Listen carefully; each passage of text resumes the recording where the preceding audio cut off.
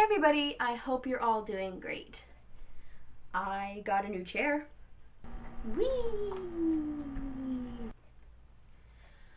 So this week, in case you couldn't tell from the title, what I'm going to be talking about is something that we're probably maybe a little all familiar with, which is broken bones. But don't worry, I'm not going to make it really sad. I'm going to try to put a nice twist on it. The first thing you should know about me before I even get into this is that I am not athletic. I like to watch sports, but I don't play them. I'm just such a klutz. Like, everybody on my team in gym class used to hate me. So, actually, most of these bones I broke doing non-athletic things. The first bone I ever broke, it was summer before 3rd grade. I was, I think, 8. And I was at the pool with my friend and my mom and my friend's mom. And my mom and my friend's mom were in the jacuzzi, so I thought, I'll go in with you. And I slipped getting into a jacuzzi. And my mom didn't believe me that it was broken, so we went home, and I got up the next morning for camp, and I couldn't put any weight on my foot. So my dad took me to the doctors, and after spending a whole day there and getting x-rays and all that fun stuff, we found out that my foot was indeed broken. And I got this lovely thing. And my dad made me tell everybody how I broke my foot because he thought it was hilarious that I broke my foot getting into a jacuzzi. And looking at this, it's actually kind of depressing because I only had one friend sign this. Everybody else is a relative. And then to make that story even better, the first day of 3rd grade, my mom let me wear an orange dress because we all know how well orange and pink go together. So my next bone breaking was kind of semi-athletic. I took gymnastics when I was in 5th grade, and we were doing the vault, you run and you jump. And we were doing half jumps off the vault, so I went and did my half jump, and I landed on the side of my foot. And I was really sad because I had to miss the rest of class because I couldn't put any weight on my foot. And my mom didn't believe me that it was broken. So I walked around on it for the whole day. And then she took me to the doctors at the end of the day, and they said it was broken. And I got to wear this lovely thing. This one isn't even fun because your friends can't even sign it, and it's just this black ugly thing that you have to wear in your foot, and it makes walking slower and more difficult. Then in 6th grade, which is just the next year, I was ice skating with my friends at a Girl Scout event. So I had never really learned how to ice skate before. I'd always had to hang on to something, so my friend was teaching me how to ice skate. And she was like, yeah, Julie, you got it. And so she went off to go do something by herself, and she was going to come back and get me. Literally the second she left, I slipped. And literally a second after she left, the Zamboni buzzer sounded.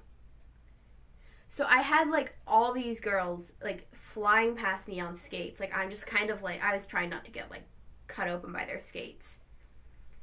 And by that time, my mom had learned that when I think my bone's broken, it's probably broken. So she took me to the hospital right away, and I had broken my leg, even though it's supposed to be impossible to break your leg ice skating because the ice skate's supposed to cushion the leg. And I got another one of these. And this time, I had to be on crutches, which meant I had to have this big heavy thing on my foot, keep the foot up in the air, and balance on crutches. And the sad part about that was that it was during the winter, and they were worried that I would slip on the ice when we went outside for recess. So they used to just make me stay in the library for recess and shelf books, and it was really sad. Then I got to 7th grade, and I was done breaking bones. I was really sick of it. And I was in gym class playing basketball, and I went to go catch the ball, and I bent this finger backwards. And I broke my finger. But I got out of gym for 2 weeks, so I was okay with that. And then in 8th grade, my dad was throwing a football to me in the backyard, and I bent this finger again, and I broke it again. Then in 10th grade, my sophomore year, we were playing volleyball in gym class, and I went to set the ball, and I bent these 2 fingers backwards.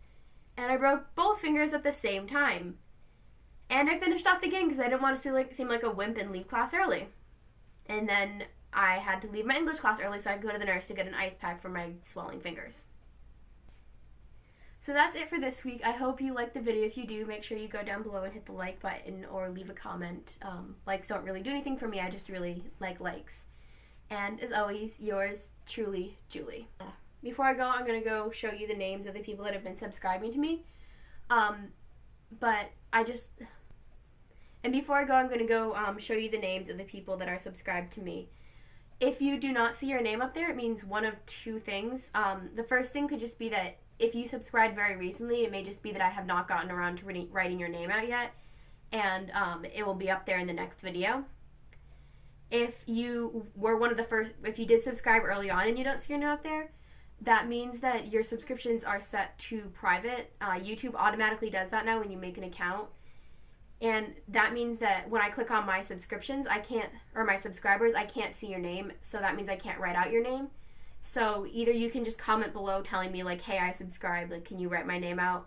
Or you can send me a message. Just go to my About section on my main channel page, and you can send me a message that way. Okay, so we have Random Shiz 11111, Sam's Room Reviews, XOXO Emily 3, Jenna Bennett, Jenna, sorry about the J, I'll fix that, and Casey Marshall. So thank you so much for subscribing, guys. It means a lot to me. And make sure all of you guys who are watching this video go check them out.